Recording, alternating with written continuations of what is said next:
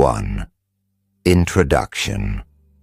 When we think we are forced, have you ever felt cornered, as if life was pushing you to do something you didn't want to do?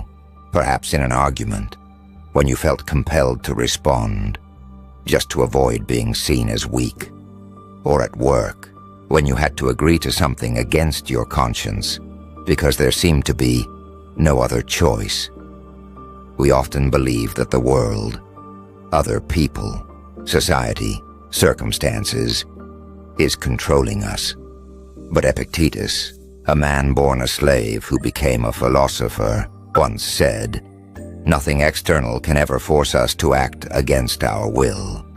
At first, this sounds idealistic, but if you look deeper, you'll realize that most of our suffering doesn't come from the world. It comes from our willingness to surrender control of ourselves. We are not forced to get angry. We choose to be angry. We are not forced to compromise. We choose to bow out of fear. Freedom, then, is not found in the outer world. It begins in a small but immensely powerful place, our will. And once you understand this, you'll see a profound truth, that no one can make you betray yourself unless you allow it. 2. The silent strength of Will Epictetus was once a slave, a man who did not even own his own body. Yet strangely, he never saw himself as unfree, because he understood the body can be chained, but the mind cannot be touched. When his master shouted, when he was beaten, he remained calm, for he knew others could harm his body, but they could not make him hate, unless he chose to. That is the power of will, something that cannot be taken away, even in misery. If you've ever faced injustice, been misunderstood, betrayed, or used, remember this: no one can truly make you suffer unless you let them enter your mind. A harsh word can reach your ears, but how you react is your choice. An unfair act can set you back, but keeping your dignity is still yours to decide. This is what the Stoics emphasize. The outer world does not decide our actions. We do. Imagine a rushing river. You cannot stop the current, but you can learn to move with it, keeping yourself balanced and steady. Your will is the oar that keeps you from being swept away. 3. When the world tests us, there are moments when life seems to ask, are you really as steady as you believe? An insult, a loss, a failure, each becomes a test of our will. The weak-willed often say, I had no choice. But the strong know we always have a choice, at least in how we respond. Marcus Aurelius once wrote, if it's beyond your control, let it go. Every event, in truth, is a mirror reflecting how much mastery we have over ourselves. When we get angry, it's not because others are too much. It's because we let them invade our mind. When we feel fear, it's not because the world is terrifying. It's because we've forgotten our own strength. Epictetus never told us to be cold or indifferent. He simply taught our reaction is our own. No one can take that from us. Like a mountain in the wind, the mountain remains still.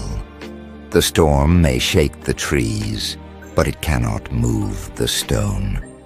And in those hardest moments, when everything seems against you, if your will is trained, it will shine like a lantern in the storm. It's not stubbornness, it's inner freedom. No one can make you betray yourself, even if they can take everything else away. T4. Mastering Reaction, the Art of True Freedom. One of the deepest lessons of Stoicism is this: we cannot control events, only our reactions to them. If you let your mind be carried away by anger, fear, or anxiety, you've handed your freedom to the world. But when you learn to observe your emotions instead of being ruled by them, you begin to enter the realm of true freedom. Epictetus once told his students, "When someone insults you, remember, it's only sound. You are the one who gives it meaning." Freedom begins with awareness, the ability to pause before reacting and ask yourself, does this really harm my true self? If the answer is no, then smile and let it pass, like wind brushing across a lake. This is not weakness. It is the strength of self-mastery. The one who controls his reactions is the strongest of all. So, train yourself daily through small acts. When criticized, pause before responding. When disappointed, breathe and look at things more kindly. When tempted, ask, is this truly necessary? Each small moment becomes a lesson of will, a step toward inner freedom. 5. Living by will. Freedom in every act. When you realize that nothing external can make you act against your will, you begin to live with a quiet confidence and lightness.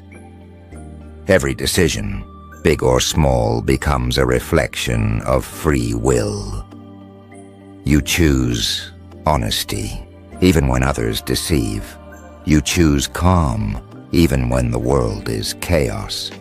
You choose kindness, even when hurt.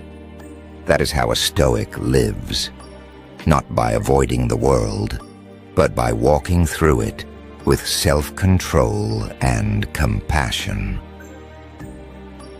When you master yourself, you are no longer a victim of circumstance. Every word, every silence, every action carries the power of choice. And then you see, true freedom is not doing whatever you want, but not being forced to do what you don't.